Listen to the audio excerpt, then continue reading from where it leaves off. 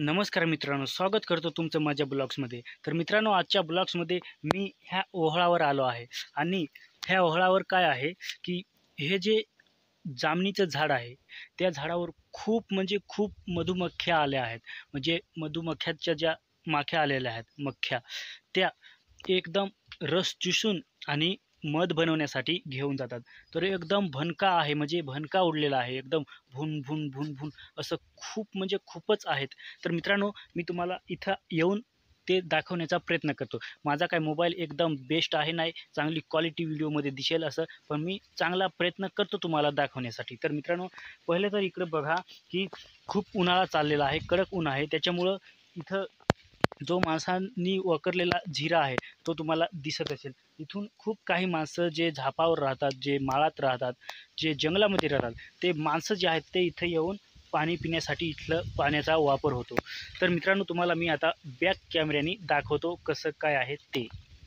तर मित्रांनो, एकदम तुम्हाला दिसू शकतं, म्हणजे एकदम पाहत असाल की एकदम जामणीला मोहर खूप आलेला आहे, खूप मोहर आलेला आहे। एकदम ह्या वर्षी जामून जे आहेत, जांभूळ, ती एकदम दाबून येतील, एकदम काळा भंगार होणार आहेत।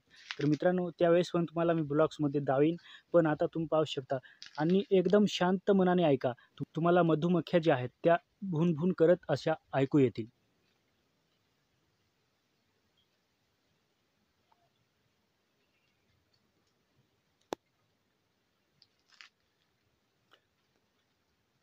तर ऐकू आले आहे की नाही हे मला माहीत नाही, पण मित्रांनो, हे जांभळीचं झाड आहे आणि खूप त्याला मोहर आलेला आहे। आणि जे याचं फुलं, जे जांभळीचे फुलं आहेत, ते आता त्या फुलांचा रस जो आहे ते मधुमक्ख्या ज्या आहेत त्या घेऊन जातात आणि मध बनवण्यासाठी खूप त्यांचा बेस्टपणे वापर होतो।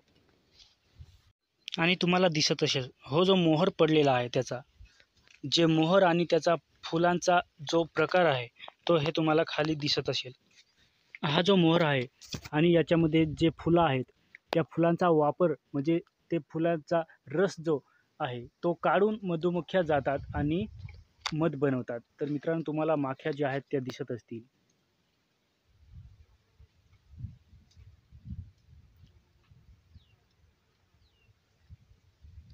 जर तुम्ही टक लावून बघितले तर तुम्हाला मधुमक्ख्यांच्या माख्या ज्या आहेत त्या तुम्हाला चांगल्या पद्धतीने ठळक दिसतील।